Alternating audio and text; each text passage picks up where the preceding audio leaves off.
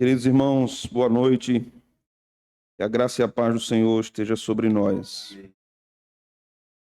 Vamos abrir as Escrituras na Epístola aos Colossenses. Hoje nós iniciaremos nossas observações ao capítulo 3 de Colossenses. Nós iremos ler do versículo 1 ao versículo de número 11.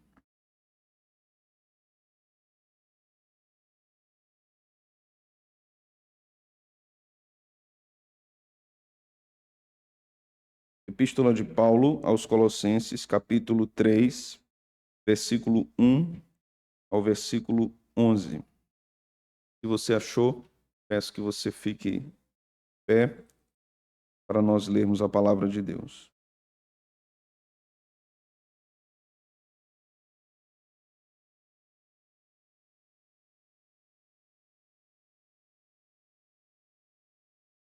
Portanto, se fostes ressuscitados juntamente com Cristo, buscai as coisas lá do alto, onde Cristo vive assentado à direita de Deus. Pensai nas coisas lá do alto, não nas que são aqui da terra. Porque morrestes, e a vossa vida está oculta juntamente com Cristo em Deus. Quando Cristo, que é a nossa vida, se manifestar, então vós também sereis manifestados com ele em glória. Fazei, pois, morrer a vossa natureza terrena: prostituição, impureza, paixão lasciva, desejo maligno e a avareza, que é idolatria. Por estas coisas é que vem a ira de Deus sobre os filhos da desobediência. Ora, nessas mesmas coisas andastes vós também, noutro tempo, quando vivieis nelas. Agora, porém, despojai-vos igualmente de tudo isso: ira, indignação, maldade, maledicência, linguagem obscena do falar. Não mintais uns aos outros, uma vez que vos despistes do velho homem com os seus feitos, e vos revestistes do novo homem, que se refaz para o pleno conhecimento, segundo a imagem daquele que o criou, no qual não pode haver grego nem judeu, circuncisão nem incircuncisão, bárbaro, cita, escravo, livre, porém Cristo é tudo em todos. Amém. Vamos orar, meus irmãos. Senhor, esta é a tua palavra, Pai. Texto que o Senhor nos deu pela pena do teu santo servo Paulo, que serve para nossa instrução, repreensão, correção, educação em toda a justiça. Esta é a tua igreja, Senhor, comprada com teu sangue, pertence absolutamente a ti. Tu és o seu cabeça, o seu rei, o seu salvador, o seu governante. Fala com a tua esposa hoje, Senhor, por meio de tua palavra. Adorna-a com a tua santidade, veste-a com um manto da piedade e devoção. Destapa os nossos ouvidos e abre os nossos olhos para vermos o Cordeiro diante de nós em santidade. Que o teu Espírito tome o nosso ser, que o teu Espírito nos enche da tua presença à medida que a tua palavra nos enche. Que a tua palavra entre pelos nossos ouvidos, preencha o nosso coração. Santifica-nos por tua palavra, Senhor. Santifica-nos na verdade. Converte pecadores, salva-os dos seus pecados, liberta-os, livra-os da ira, livra-os da condenação e do desprezo eterno. Que o Senhor fale com o teu povo pela tua palavra somente. Essa é a minha oração e a minha petição ao Senhor. Que as palavras de minha boca, Senhor, e o meditar do meu coração seja para o teu louvor, rocha minha e libertador meu. No nome de Jesus nós te oramos. Amém. Assentai-vos, irmãos.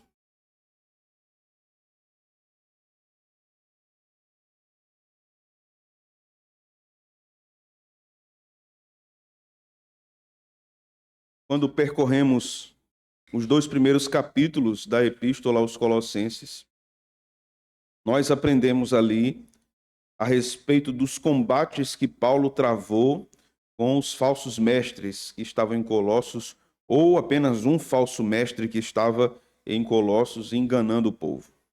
Ali nós aprendemos que Paulo ensina a igreja colossense a respeito da supremacia e da suficiência de Cristo.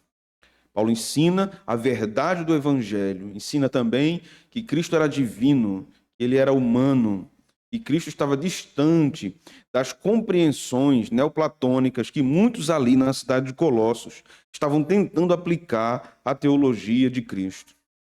Paulo ensina que Cristo encarnou de fato, e nele habitou corporalmente toda a plenitude da divindade. A partir então do versículo 1 do capítulo 3, Paulo deixa essas discussões, essas disputas teológicas. E agora ele começa a falar, nesse capítulo propriamente, a respeito da mortificação do pecado. Do versículo 1 ao versículo 11, nós vamos observar características de alguém genuinamente convertido ao Evangelho de Cristo. De alguém convertido por Jesus, que bebeu dessa fonte e que se tornou no seu ventre rios de água viva, que teve a sua vida transformada, liberta, mas que pode ser tentado pela velha natureza, pode ser arrastado por tentações que dominaram a sua carne outrora, em outro tempo, antes de conhecer Jesus como seu único e suficiente Salvador.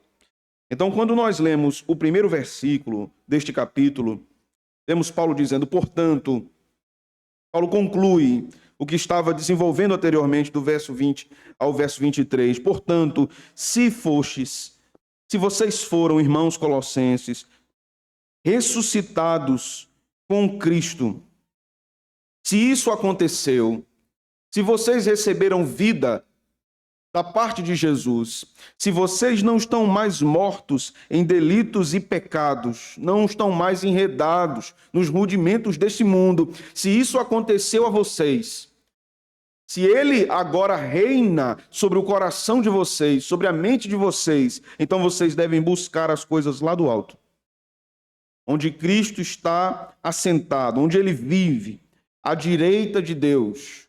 A ideia aqui de lá do alto é ter uma mentalidade regida por Deus.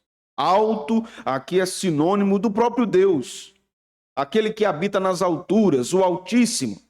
Então Paulo diz que uma característica de um verdadeiro convertido é buscar as coisas que pertencem a Deus, onde Cristo está, habitando junto com Deus. Descaracteriza alguém que afirma-se ser cristão, viver com a mentalidade regida pelas coisas deste mundo, o que Paulo vai chamar de coisas terrenas. E isso não tem a ver com preocupações legítimas que tenhamos aqui. Porque se fosse assim, Paulo estava caindo no erro que havia condenado com respeito à matéria ser má no pensamento platônico e neoplatônico. Não é isso que Paulo está fazendo. Quando Paulo fala de coisas terrenas nesse capítulo, ele está falando de coisas carnais, concernentes ao governo da carne. Então, em contraste, Paulo diz, o verdadeiro cristão, o verdadeiro convertido, ele é regido pelas coisas celestes. Ele é guiado por Deus, guiado por Cristo, como seu único governante. Por isso que ele diz, busquem, buscai. Esse verbo é importante para os cristãos, porque essa busca é constante, é uma busca infindável, até que ele venha. Devemos continuar buscando as coisas do alto, e não as coisas da terra. No versículo 2, Paulo vai dizer, pensai. Essas coisas celestiais devem ser motivo de nossa reflexão cristã. Pensem nas coisas do alto, não nas que são aqui da terra. Meus irmãos, esta exortação de Paulo não é só aos colossenses, também é a todos nós. Onde está o nosso pensamento? Onde está a nossa busca? O que é a coisa mais importante da nossa vida? Vivemos em função de quê? Ou de quem? Ou do quê? Vamos lá. Quando foi a última vez que na sua casa você conversou sobre o Evangelho com a sua família? Coisa certa de conversarmos todos os dias é sobre os nossos boletos, sobre o Pix que temos que fazer amanhã, sobre o que temos que pagar, sobre os compromissos que temos durante a semana. Mas quando foi a última vez que com a sua família o Evangelho foi o assunto principal da conversa? Quando foi a última vez que, reunido com crentes de nossa comunidade, de nossa congregação, conversamos sobre o que o Evangelho tem feito na nossa vida, na nossa casa, na nossa igreja? O Evangelho tem ocupado que espaço nos nossos diálogos? Porque Jesus diz que a boca fala do que o coração está cheio. Então nós só falamos o que ocupa a nossa mente, só sairá de nossa boca o que está enchendo a nossa mente. A nossa mentalidade está sendo formada pelo quê? Por quem? O que tem subido a nossa mente diariamente? Quando foi, sinceramente, a última vez que você passou um dia pensando sobre o céu? Quando foi a última vez que você passou um dia inteiro, eu não vou ser tão ruim, você passou 1 hora pensando sobre o atributo da santidade de Deus, da bondade de Deus, da misericórdia de Deus, como isso se aplica à sua vida, como tem alcançado você? Qual foi a última vez que você pensou, que você gastou tempo pensando a respeito da importância da presença do Espírito Santo na sua vida, santificando você, convertendo você? Qual foi o último dia que você chorou pelos seus pecados? Isso tem ocupado a sua vida ou você nem lembra mais? Qual foi o último dia que você leu a Bíblia? Sem ser no culto. Qual foi a última vez que você terminou a leitura de um livro da Bíblia? Quando eu estava no seminário, um dos meus professores fez uma pesquisa com vários crentes e vários pastores sobre sua leitura da Bíblia. Dentre os pastores, 10% apenas, 10% apenas tinham lido a Bíblia toda durante todo o ministério. 10%.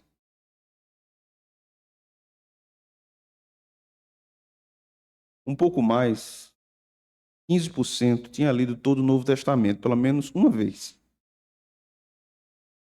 E os pastores estão assim, e os crentes? E os crentes? A Bíblia tem ocupado um lugar especial na sua vida? Deve ocupar. Não deve ocupar só um lugar especial em alguma prateleira da casa. Deve ocupar um lugar especial na sua vida. A forma que você pensa sobre os seus erros, os seus pecados, é através de uma avaliação bíblica. A forma que você corrige seus filhos é através das Escrituras, mencionando as Escrituras. Ou é apenas manda quem pode, obedece quem tem juízo? Sai daqui e vá para lá. Mas por quê? Porque eu estou mandando e acabou.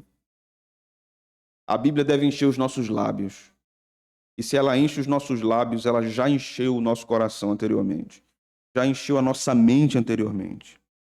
Então, no verso 3, Paulo diz: porque morrestes. Está no passado, né? Isso aconteceu, vocês morreram para o pecado. E a vossa vida está oculta juntamente com Cristo em Deus. Então, quando Cristo, que é a nossa vida, vier, quando ele se manifestar, quando ele aparecer, então vocês também serão manifestados com ele em glória. Então, vivam como seres transformados, Não basta apenas receber a Cristo, é o que Paulo está dizendo. É preciso viver para Cristo, evidenciando a presença de Cristo na sua própria vida. Então, depois dessa introdução, nesse capítulo, Paulo começa a desenvolver aqui duas listas de pecados. Pecados que devem ser alvo de observação dos crentes colossenses, como deve ser alvo de observação para nós também. Pecados que são tentações que muitos de nós sofrem. Talvez, nem todos, sofram tentação em todos os pecados listados aqui. Porque aqui temos pecados relacionados a tentações sexuais. Mas não apenas isso.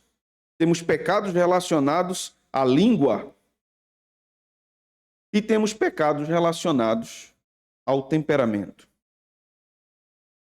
São três listas aqui que Paulo fixa diante dos nossos olhos para tratar cada um de nós.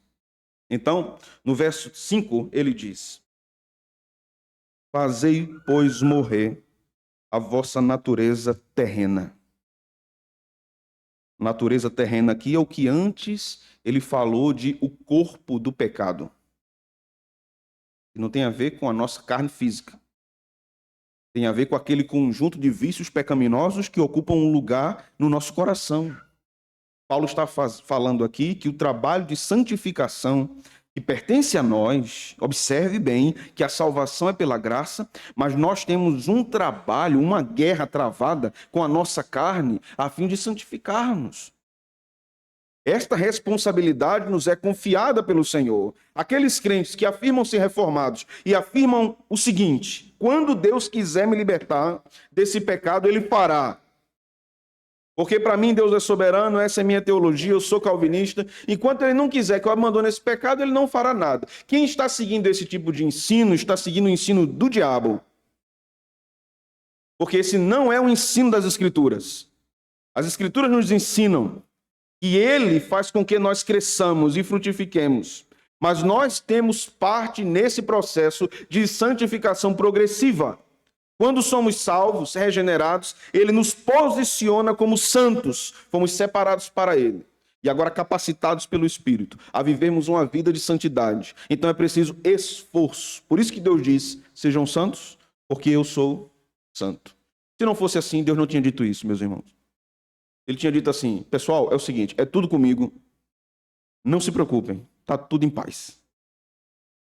Temos uma guerra travada contra a nossa carne, contra o nosso pecado. E esse é o nosso pior inimigo. Esse inimigo dorme com você, acorda com você, janta com você, almoça com você. Vai para o lazer com você e nunca lhe abandona até que ele volte. Esse inimigo, o seu pior inimigo, é você mesmo. A pessoa que mais dificulta seu crescimento espiritual está diante de você. É você. Então Paulo diz, essa natureza terrena se manifesta como? Primeiro, prostituição. O que Paulo quer dizer aqui? O termo imediatamente está ligado a um entendimento de vender algo, ou de se vender em busca de um pagamento. A palavra que Paulo usa é porneia, que tem conotações voltadas para a imoralidade sexual, pecados sexuais, fornicação, prostituição, adultério, toda prática sexual fora do casamento ou antes do casamento. Isso era pecado no primeiro século e continua sendo pecado hoje. Não mudou. Namoros cristãos devem ser regidos pela piedade. Intimidade é concernente apenas ao casamento e ponto final. É assim que a Bíblia ensina. É assim que a Bíblia ensina. Brincar com isso é se comportar como Sansão, que foi brincando com Dalila a respeito dos filisteus, até que ela achou o ponto fraco, seu cabelo foi cortado e o destino de Sansão foi sem força e cego. Não brinque com pecados sexuais. Não brinque. Um homem foi destinado para casamento com uma mulher. Esse é o padrão das Sagradas Escrituras. E isso é o que nós afirmamos. E é a única forma que Deus aprova um casamento, aprova um relacionamento amoroso. Um homem e uma mulher. Por isso que Paulo vai dizer que o bispo seja marido de uma mulher. Monogamia. Mas isso, esta vida íntima, em termos sexuais, só pertence ao casamento. Nós estamos noivos, só o casamento. Mas nós temos certeza, só ao casamento. Nós nos amamos, não importa, só no casamento. Então case. Então case. Permitam-me aqui uma exortação. Que nas Escrituras não há nenhum ensino de que primeiro casais que pretendem se casar construam uma vida extremamente confortável para depois casarem-se. Um namoro prolongado atrairá pecado. Não tem condições. 10 anos de namoro. Como é que pode um negócio desse, irmãos? Não porque a gente está se preparando. Não porque a gente quer terminar a faculdade. Depois da faculdade a gente vai fazer uma pós-graduação. Aí quando a gente terminar a pós-graduação vai para o mestrado. Depois do mestrado o doutorado. Depois de terminar o doutorado a gente faz um concurso. E depois do concurso a gente vai tentar um consórcio, um apartamento, alguma coisa dessa natureza. E depois quando a gente comprar uma SW4 a gente casa. Porque a gente quer ter certeza de que a gente vai ter dinheiro para sustentar. Como é que você sabe? Como é que você sabe? Você determina o seu futuro? Isso não tem nenhum embasamento nas Escrituras. Obviamente, aquelas criaturas que querem casar têm que sair da casa de mamãe, não é? Tem que viver a sua vida. Tem que comprar o seu pacote de feijão, de arroz, pagar o seu aluguel, comprar o seu bujão de gás. Tem que deixar. Amém, irmãos? Tem que ter responsabilidade para isso. Por isso que criança não namora. Criança não namora. O namoro é uma criação ocidental, mas que em termos de interpretação cristã deve levar ao casamento. Todo namoro deve ter intenção de casamento. Senão, está errado. Não vou namorar aqui com um com outro para ver, né? Aí eu vou vendo. O que deu mais certo eu volto. O pior é quando os crentes não têm nenhum filtro quanto a isso. O rapazinho namorou com todas as meninas da igreja. Ainda falta 2. E as 2 ainda aceitam namorar com ele. Não namore não, minha filha. Namore não, porque ele vai acabar também com você. Você vai entrar para o álbum de figurinhas. Está errado. Isso vai nutrindo uma cultura de prostituição dentro da igreja. Está errado. O namoro deve conduzir ao casamento. O namoro deve ser santo. Santo. De preferência, o pai dela senta entre os dois, dentro de casa, no namoro. Amém, irmãos? E os pais aqui deram amém aí, que eu prestei atenção.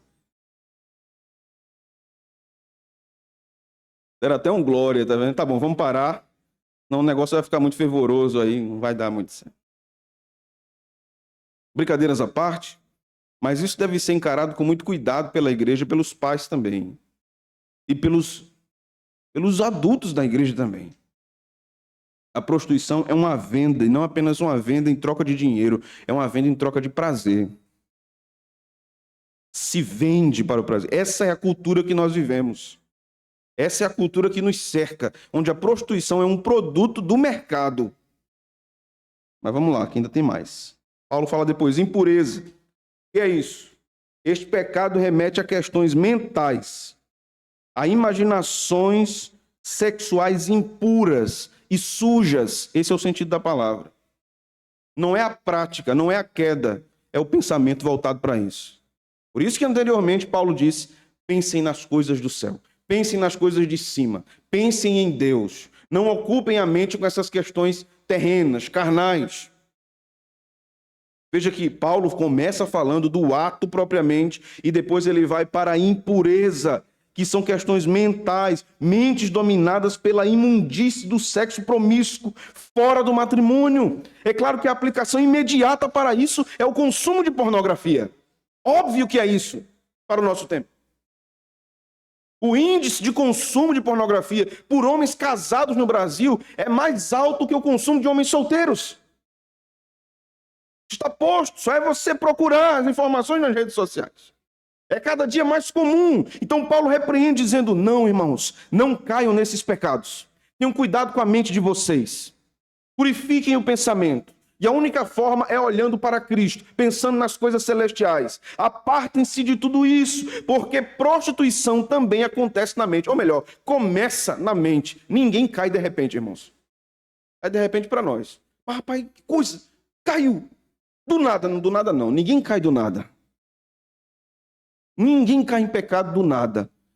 Tiago vai dizer assim, é como uma gestação. Tem a concepção, tem o crescimento e tem o parto. A queda é o parto. É quando o menino nasce. Mas ele já estava crescendo e sendo alimentado durante muito tempo. Meus irmãos, tenhamos cuidado com isso. E a gente pode pensar que isso só está se referindo a pecados relacionados à masculinidade. Não, não são esses os dados que nós temos ultimamente. A cada dia, mais mulheres estão sucumbindo ao submundo do sexo promíscuo. E muitas delas frequentam igrejas. A impureza também pode ser incitada por outra pessoa à mente de outro. Observe.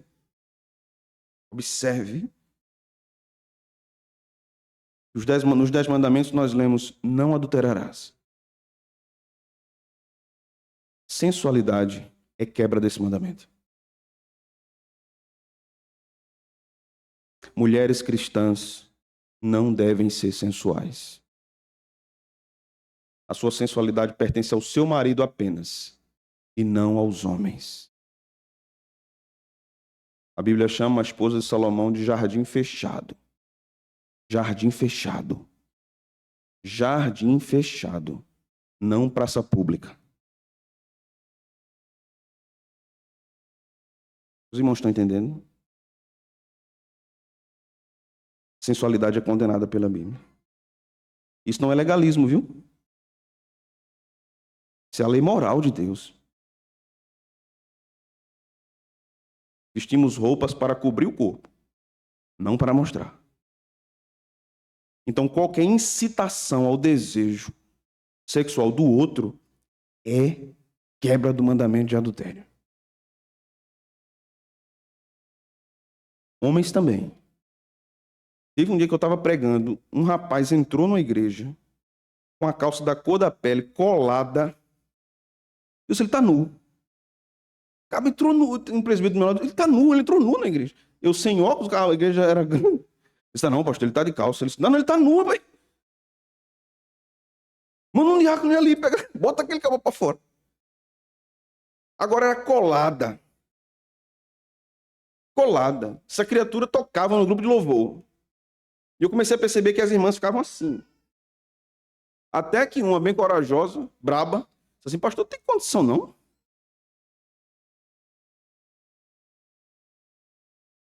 Isso vai ficando comum, né? É até difícil hoje, você vai comprar uma calça, você chega na loja, você pede uma calça de homem, não tem. Tem calça de homem aí? Não tem essa, não, de homem. É calça de homem. Não é calça de homem. Eu nem entro aí nesse negócio aí, meu. Tem condição, irmãos. Tem condição. Essa moda aí, Zezé de Camargo e Luciano, não dá pra gente, irmãos. Não dá pra gente. Não entrem nessa não, irmãos. Calça de homem, viu, irmãos? Vê vocês com as calças estranhas aí. Ei, varão. Essa calça aí que tu tá vestindo. Homens também têm investido numa postura sensualizada. E muitas vezes dentro das igrejas. Com um tipo de cultura metrosexualizada. O que é isso que está acontecendo conosco? Por que nós estamos trilhando esse caminho? Por quê? O que é que está acontecendo? A explicação é uma só, o nosso coração está distante de Cristo. E a nossa mente está sendo consumida pela impureza. Tudo começa na mente. Jesus vai dizer no coração. Então, quando Jesus diz o seguinte: eu, porém, vos digo, qualquer que olhar para uma mulher com intenção impura no coração, já adulterou com ela. Tudo na mente, tudo nas intenções. É claro que nesse texto a gente se pergunta, né? Como é que aquela mulher adulterou com ele se ela nem olhou para ele, né? Mas a ideia aqui no grego é que ela correspondeu. Ele olhou e ela correspondeu. Então, homens casados não flertam com outras mulheres. Isso é bíblico. Mulheres casadas não flertam com outros homens. E uma mulher solteira vai caminhando a passos firmes e debaixo de oração para ver se aquele varão é o que Deus tem preparado para ela. É a fé. Os homens também. Agora também abre os olhos, né? Fique só orando, não, porque aí você não vê quem está passando também. Você fica orando, mas você abre o olho, né? Será que é aquele ali, Jesus? Né? Será que é aquela? Me dê um sinal, Senhor. Né?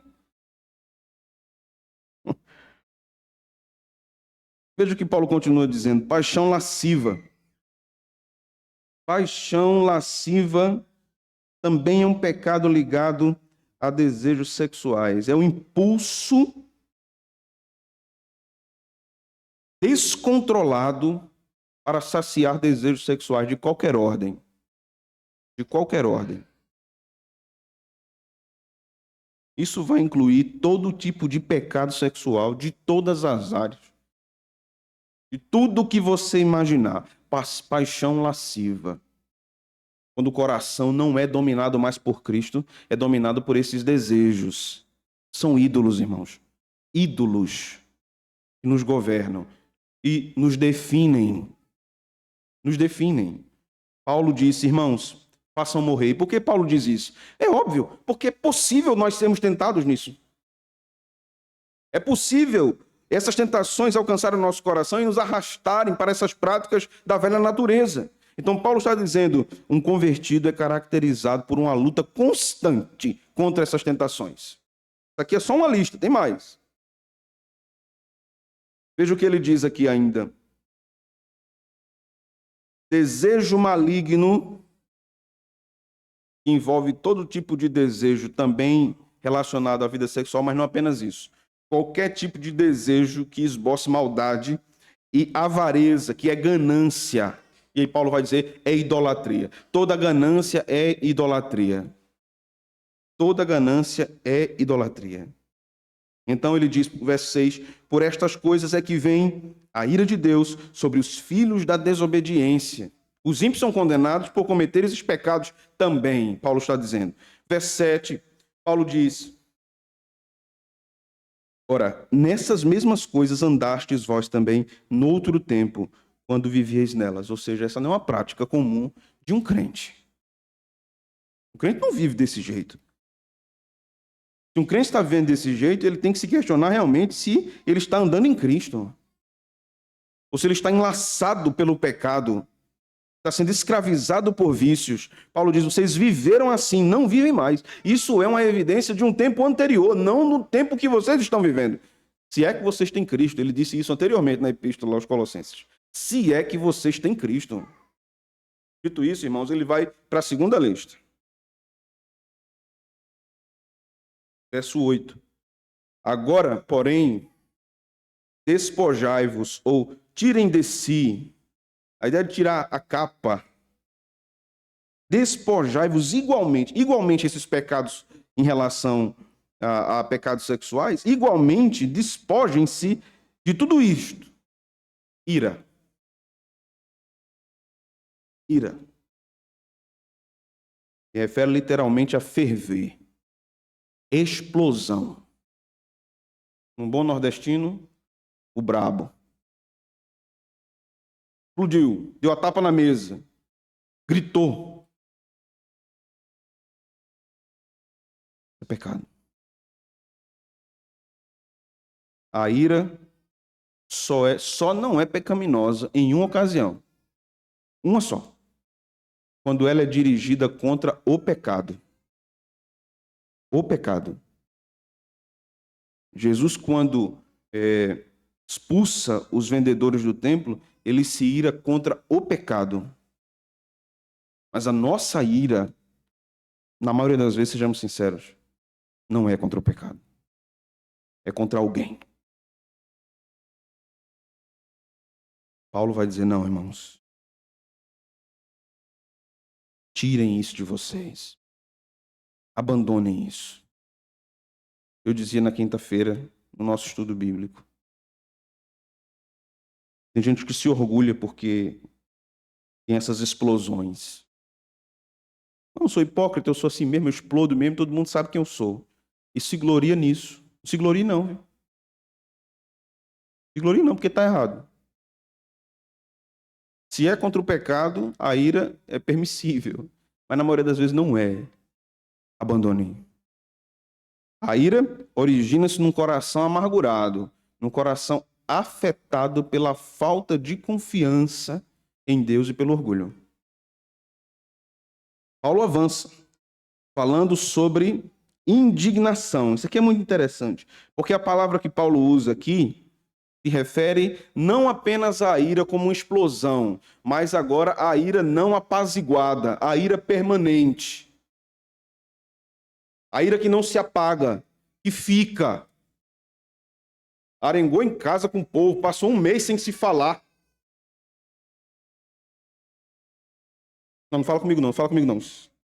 Vai pra lá. Não quero nem te ver. Um mês. Casais que passam um mês, 2, 3, 1 ano, 2 anos sem se falar. Pecado de indignação. Ira não apaziguada. Igualmente pecaminoso. Paulo diz, não. Nós devemos nos livrar disso. Somos tentados a isso. Mas isso aqui, um vai levando o outro, viu? Um abismo vai nos levando para outro abismo. Então Paulo chega agora na maldade. Eu desejo fazer mal ao outro. A vingança. Geralmente é originada da indignação. Geralmente não. Sempre. Sempre é gerado da indignação. Alguém fez mal a você? Paulo diz, não te deixes vencer pelo mal. Vença o mal com o bem. Em outro lugar ele diz, ao Senhor pertence a vingança. Ao Senhor pertence a vingança. Agora, isso não quer dizer que a gente tem que ficar orando para Deus matar os outros, não, né, irmãos? Entreguei ao Senhor. Senhor, não vou fazer nada não, mas vá lá e faça assim. Não, irmãos, nos despojemos de tudo isso. Nosso coração deve ser purificado pelo Evangelho da graça de Deus. A maldade é o prazer de entristecer o outro para me sentir bem. Prazer de ferir alguém para me sentir melhor. Sentir alegria na tristeza do outro é um dos estados mais deploráveis da natureza humana. Sentir alegria enquanto o outro se entristece é pecaminoso, ainda que o outro tenha feito mal contra nós. É difícil lutar contra isso, viu? Porque a nossa tendência é, tá vendo? Mexeu comigo? Mexeu com o ungido de Deus. Olha aí, tá vendo? Deus é muito bom. Deus é justo juiz, tá vendo? Deus me vingou. Tem sabor de mel, né? Não, irmãos. Despoje-se da maldade. Paulo fala o próximo pecado. Maledicência. O termo aqui tem a ver com blasfêmia, mas não blasfêmia contra Deus. É a difamação de outra pessoa. Falar mal de outra pessoa. Inventar histórias mentirosas. Falso testemunho para prejudicar o outro. São pecados relacionados ao nosso temperamento, à nossa língua, ao nosso coração. E Jesus quer transformá-los todos. Paulo diz, tirem isso de vocês. E diz a você também e a mim, tire isso de você. Tire isso de suas costas. Viva sem isso. Viva sem essa raiva. Viva sem esse abuso, criatura. Abandone a amargura do teu coração. Perdoe, porque está matando você. Está acabando com você. Está azedando você. Está apodrecendo sua alma. Você tem alimentado indignação. Você tem alimentado maldade, desejo de vingança. Expressando isso talvez nem em atitudes, mas em pensamentos, em palavras maldosas para ferir o outro. Palavras que procuram a vingança. Ah, me fez mal agora. Pisou no meu calo, meu amigo. Eu sou bonzinho que só. Agora pisou no meu calo, eu vou para cima. É assim? Ah, pois Jesus precisa amansar esse crente brabo. E ele amansa, viu? Irmãos, Jesus é especialista em amansar crente brabo.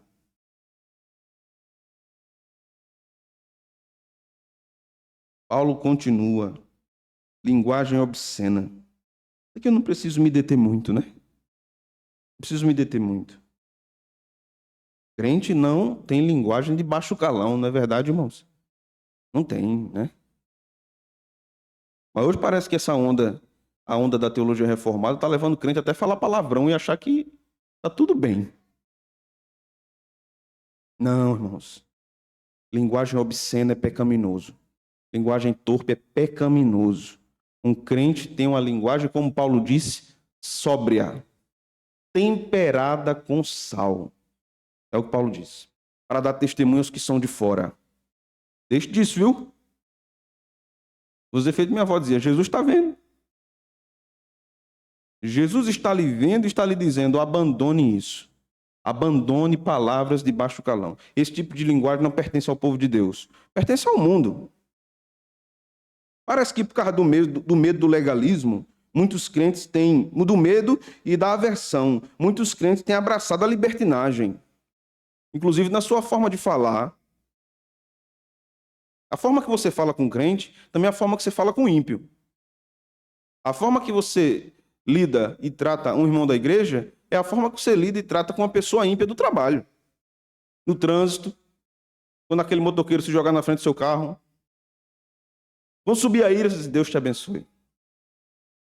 Vá na paz. Graças a Deus não aconteceu nada.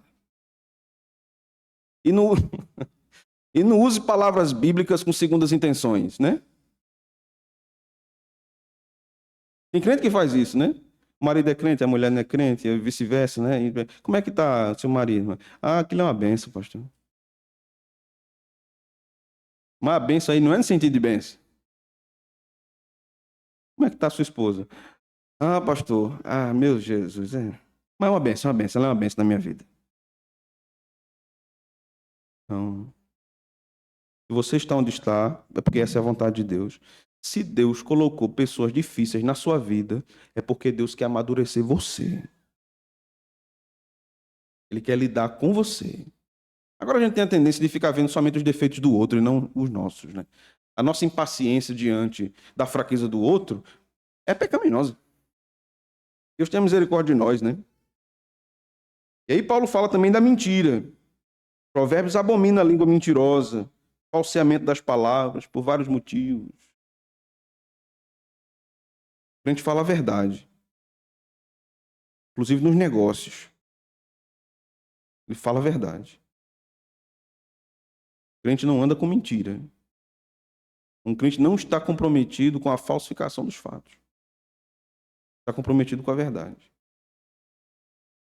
Em outra ocasião, a gente vai aprofundar mais essas questões éticas, que são muito abrangentes na Escritura. Mas veja o verso 9. Não mentais uns aos outros, uma vez que vos despistes do velho homem com seus feitos. O verso 10 diz, e vos revestistes do novo homem, que se refaz para o pleno conhecimento segundo a imagem daquele que o criou, no qual não pode haver grego nem judeu, circuncisão nem incircuncisão, bárbaro, cita, escravo livre, porém Cristo é tudo em todos. Despojem-se, Paulo disse várias vezes. Desnudem-se, tirem a roupa do pecado e vistam-se de Cristo, é o que ele está dizendo. Cristo não se prostitui. Cristo não é impuro. Cristo não tem uma linguagem blasfema, indecente. Cristo não mente. Paulo está dizendo, vistam-se de Cristo. O manto de santidade do crente é Jesus. É Jesus. O novo homem se molda e se refaz, conforme Paulo vem ensinando desde o início, pelo conhecimento de Jesus Cristo. Não tem como mudarmos se não queremos conhecer Jesus. Não tem como, irmãos. Você pode até tentar mudar suas ações, as suas atitudes. Não vou fazer isso a partir de hoje. Eu vou parar de fazer isso aqui. Mas a questão não é parar de cometer determinado pecado. Não é esse o problema. Não é esse o centro do problema. Não é só parar de prostituir-se, de ter pensamentos impuros, de ser ganancioso, de ser mentiroso, de ser maledicente. Não é só parar, é o coração que tem que ser transformado. Porque você pode parar, mas o coração está cheio das mesmas coisas. A grande questão é a mudança do coração. E somente sendo revestido de Cristo, isso irá acontecer. Deixa eu fazer algumas aplicações aqui, finais para nós.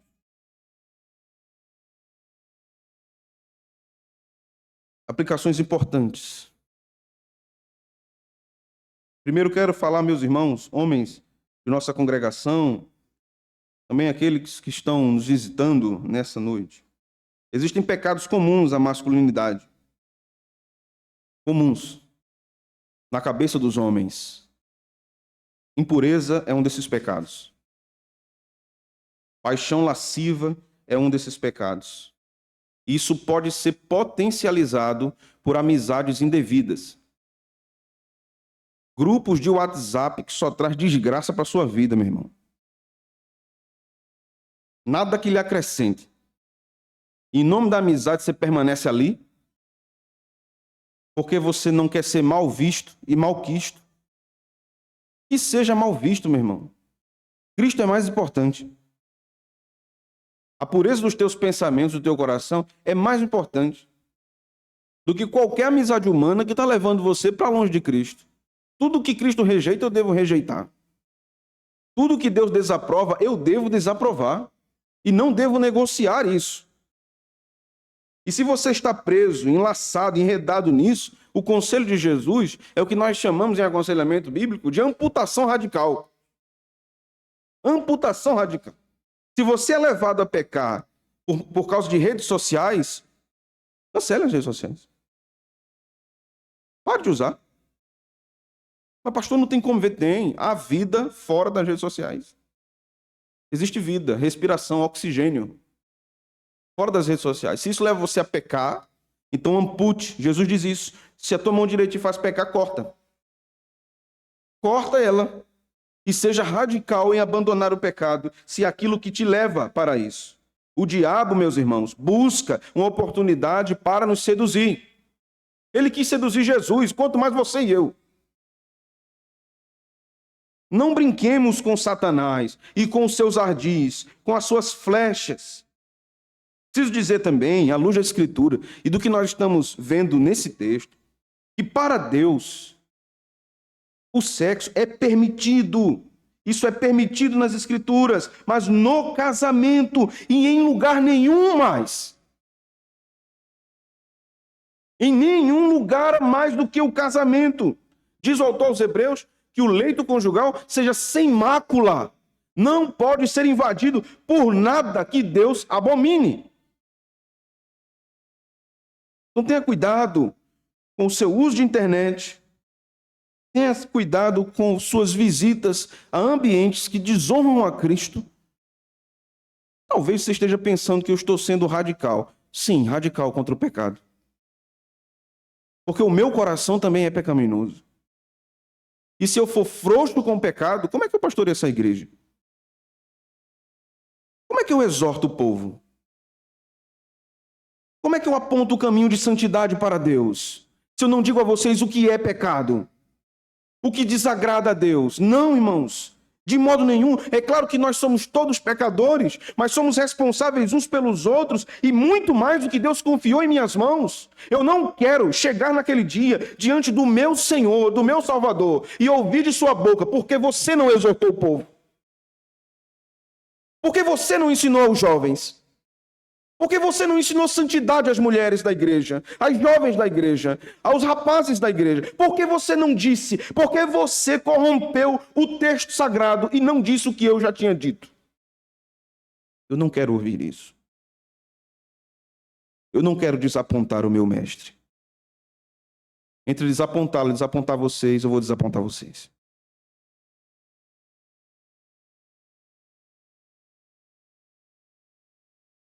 Afaste-se de ambientes pecaminosos, sejam eles físicos ou virtuais.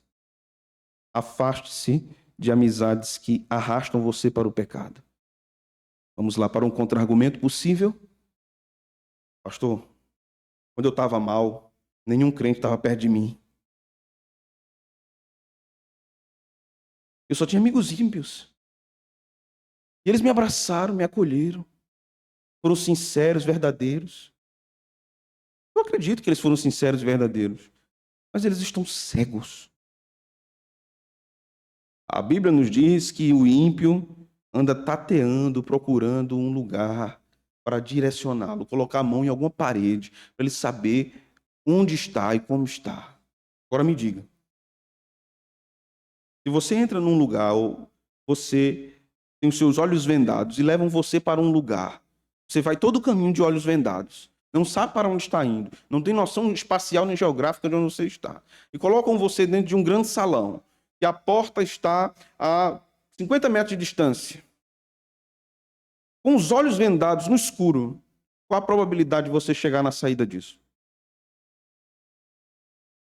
Pode acontecer, né? Em termos matemáticos, a probabilidade de você chegar. Mas você está perdido. O seu senso ali de direção é de estar perdido. É assim que o ímpio vive. Ele vive perdido. Então quer dizer que nós não podemos nos relacionar com os ímpios? Não é isso que eu estou dizendo. Não é isso que eu estou dizendo. Mas o seu melhor amigo, como nós cantamos nos Salmos e Hinos, é Cristo. O seu melhor amigo é Cristo. Ele está com você.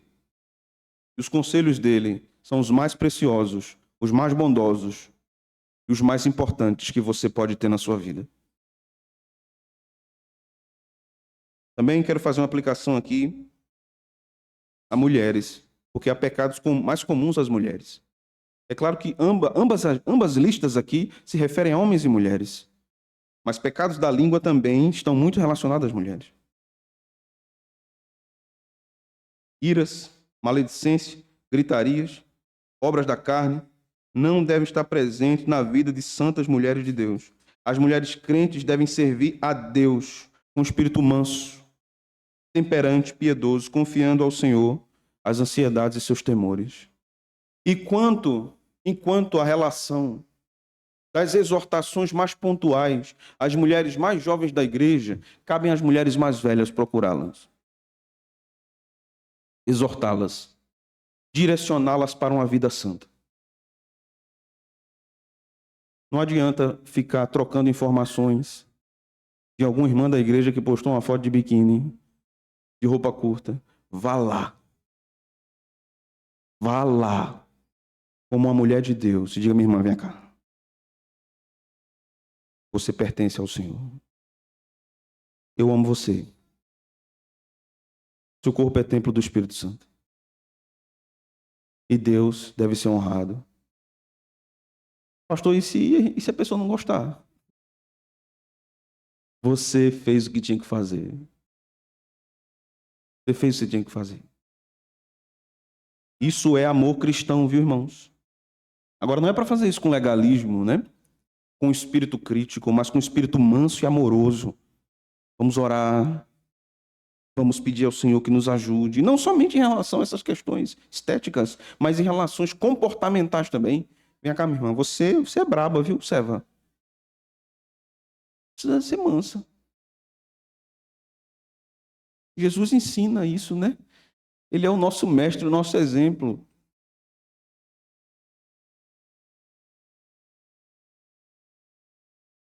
A verdadeira conversão não nos isenta do pecado. Continuamos pecadores, mas não mais escravos.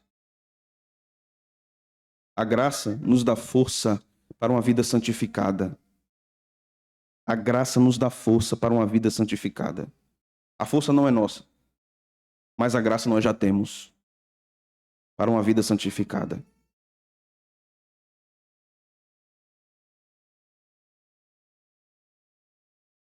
Quero fazer também algumas exortações aqui aos jovens de nossa igreja.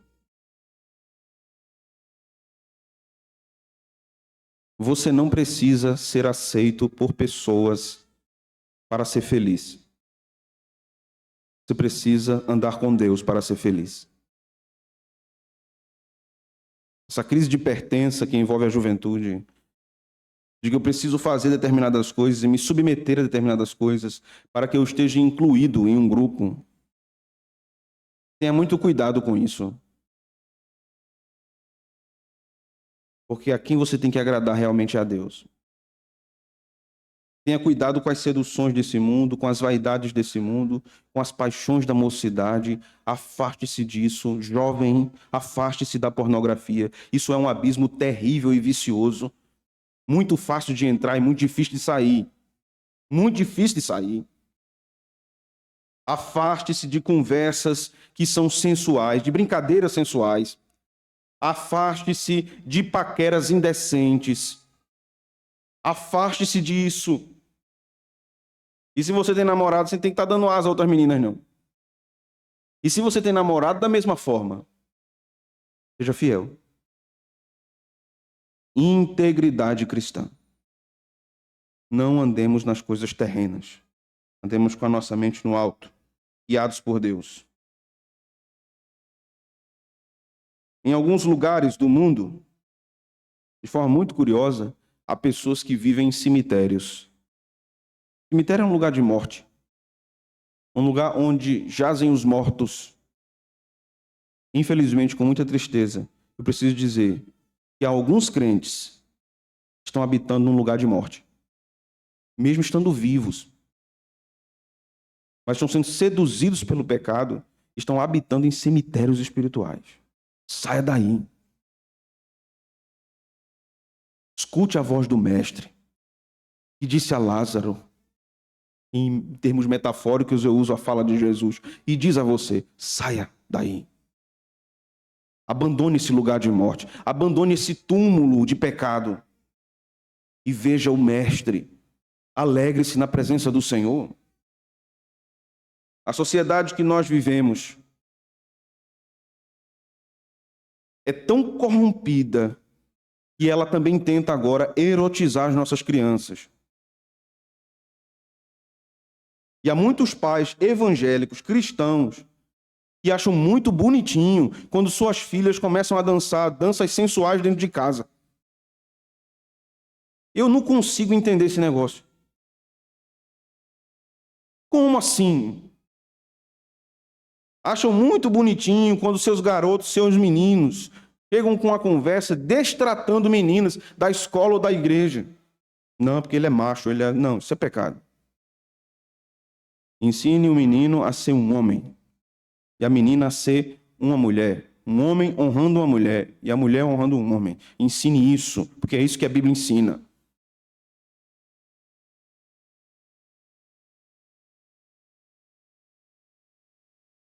Crianças estão sendo cada dia mais precipitadas em uma cultura totalmente governada pela prostituição. Protejam seus filhos, meus irmãos. Eu sei que nós não podemos tirá-los do mundo. Eu sei que não podemos. Mas nós temos a responsabilidade numa medida de proteção. Numa medida de proteção. Observe os limites. Eu fico impressionado com algumas coisas. Eu já vi pais insistindo, para dar um celular a um menino de 10 anos. Toma, meu filho, eu estou lhe dando. Me dizer, pai, eu não quero, não. Não, mas eu estou lhe dando, tome. Tome. Faça um Instagram para você. Use as redes sociais, jogue o que você quiser. Tome. O que importa para mim é que ele fique ocupado. Se ele ficar ocupado, para mim está tranquilo. Se ele ficar jogando lá, olhando os vídeos dele lá, eu não quero nem saber o que ele está vendo. Aí é tão interessante que muitos pais, quando veem os filhos já viciados em aparelhos digitais, aí dizem assim, é tão sabido, sabe mexer coisa no celular que eu nem sei. Acha bonito esse negócio. Você não sabe onde você está precipitando seus filhos. Está lançando eles num poço e puxando a corda para que eles fiquem lá. Não precipite as coisas. Deixe que eles sejam crianças. Crianças são crianças, meus irmãos. Crianças devem se vestir como crianças. Devem falar como crianças, se relacionar como crianças. Mas nós estamos roubando a infância das nossas crianças, desejando que eles sejam adultos precoces. E estamos nos orgulhando disso. É tão sabido, é tão inteligente. Parece uma pessoa de 18 anos. Nós podemos pagar muito caro por isso. Porque o nosso descanso momentâneo em abandonar as nossas crianças pode atrair a nós muitas lágrimas no futuro. É melhor morrer agora, sem sono, sem descanso, sem comer direito, mas guiá-los aos pés do Mestre.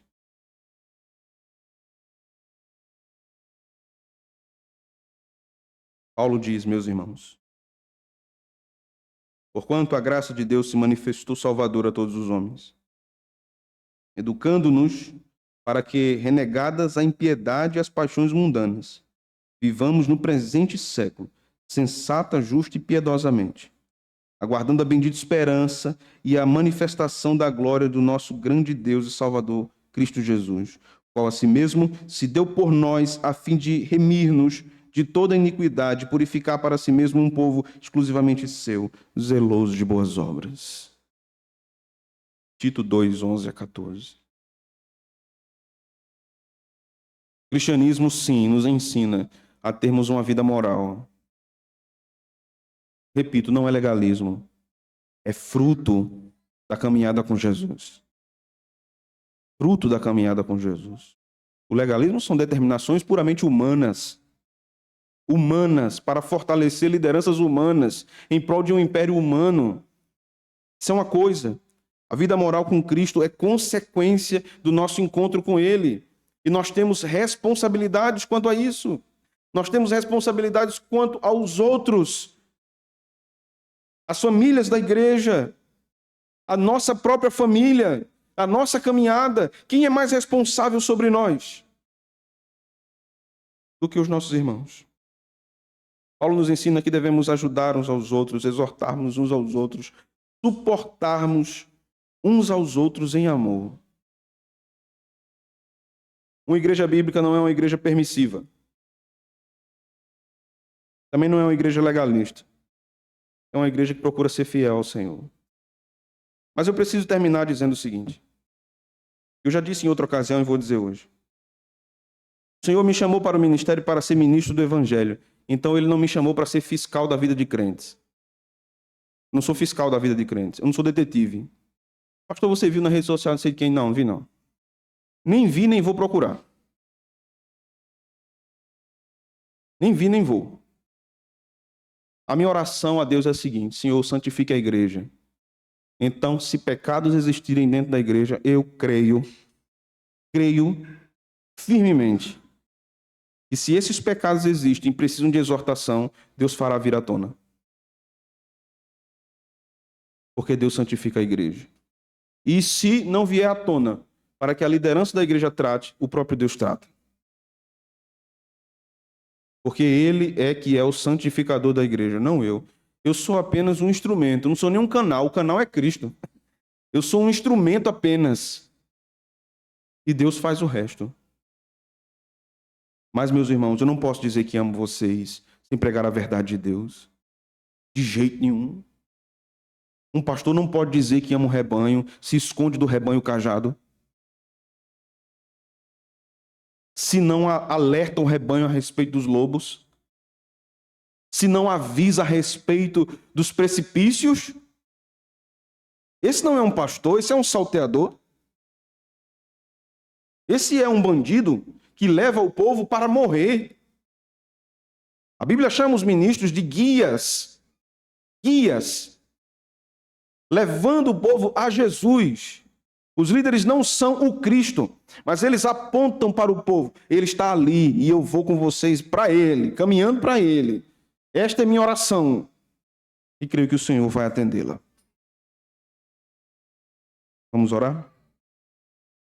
Senhor, te louvamos nessa noite pela tua palavra que nos confronta, que nos conserta, que nos santifica, que nos abate para nos levantar, que nos protege, que nos humilha. A tua palavra denuncia os pecados do nosso coração para o nosso bem, Senhor, apenas.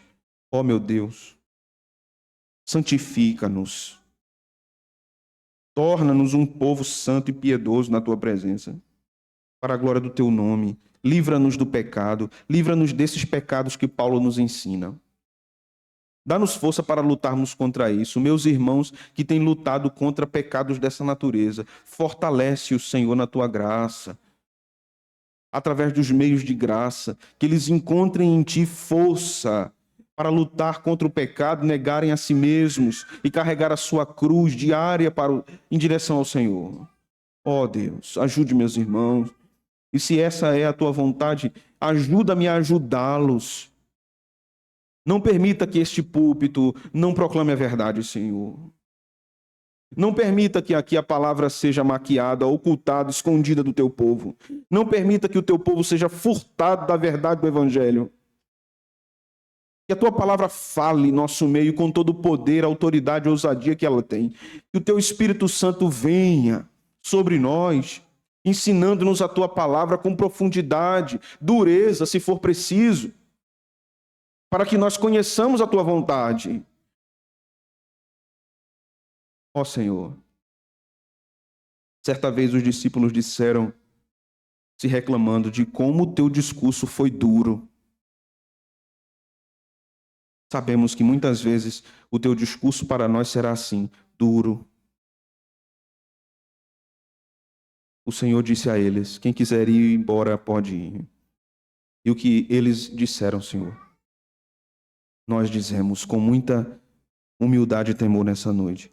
Senhor, para onde nós iremos, se só tu tens as palavras de vida eterna? Nós não iremos para outro lugar. Nós queremos ouvir a tua voz, queremos ouvir a tua palavra, queremos obedecê-la. Fortalece-nos para obedecermos a tua palavra. É isso que nós te pedimos, no nome de Jesus. Amém. Amém.